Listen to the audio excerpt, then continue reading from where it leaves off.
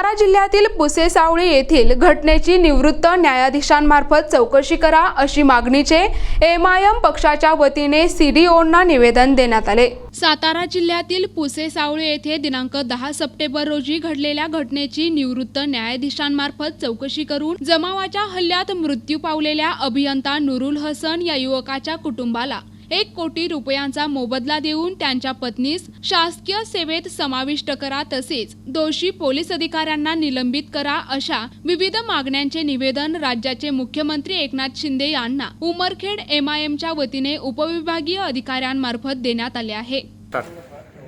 आज हमने एसडीओ साहब को एक निवेदन दिया। एसडीओ साहब के ज़रिए हमने होम मिनिस्टर साहब और उप मुख्यमंत्री साहब और मुख्यमंत्री साहब सबको एक एक निवेदन दिया। वैसे इसकी कॉपी एक राज्यपाल साहब को भी हमने भेजी है। 10/9/2023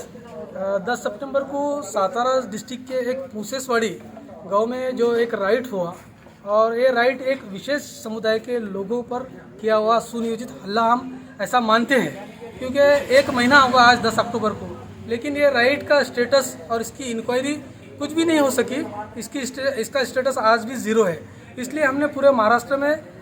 होम मिनिस्टर साहब को और राज्यपाल साहब को ये निवेदन दिया है कि इसको तुरंत एक्शन लिया जाए। इस प्रकरण की हकीकत आपको मालूम है कि ये ऐसा हादसा हुआ उस दिन वहाँ पर कि एक पर्टिकुलर विशेष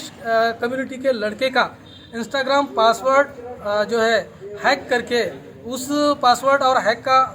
इस्तेमाल हुआ और उसने जो है किसी खास मज़हब के देवी देवताओं की और उनके मजहबी रहनुमाओं की गंदी तस्वीर जो है भेजी, और उसके भेजने के बाद में एक ऐसा पूरा माहौल सातारा डिस्ट्रिक्ट में हो चुका था कि एक राइट हुआ और एक पर्टिकुलर कम्युनिटी पर जो है इसका हमला हुआ। इस राइट में एक नुरुल हसन नाम का शख्स जो है तो उसका इंतकाल होगा।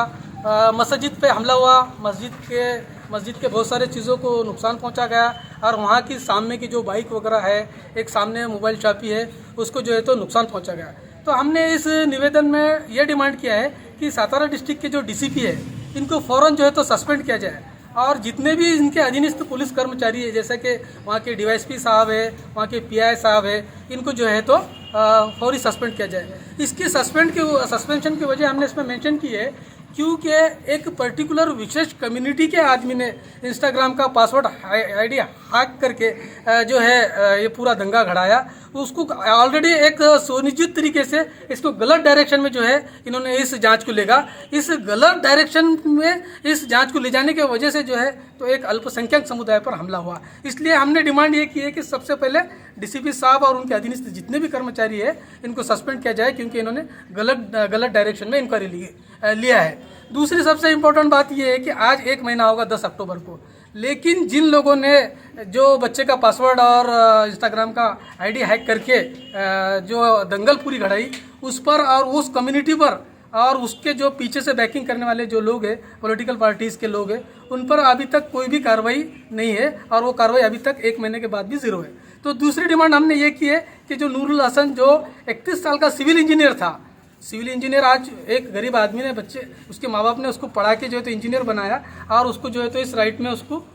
मार दिया गया। तो हमने ये डिमांड की है शासन से कि उसको 1 कोटी रुपया दिया जाए, उसकी जो मिसेस है उसको कोई तो भी एक गवर्नमेंट जॉब दिया जाए, और जो मोबाइल शॉपी और जो मस्जिद के सामने के बाइक वगैरह जलाए हैं तो उनकी जो है तो शासन ने नुकसान भरपाई देना चाहिए, और ये जो जिन्होंने सुनिश्चित तरीके से इसको दंगल घड़ाया इसका पर्दाफाश जो है तो गवर्नमेंट जल्दी से जल्दी करे। NTV news Marathi, Umarkhed, Yavatmal.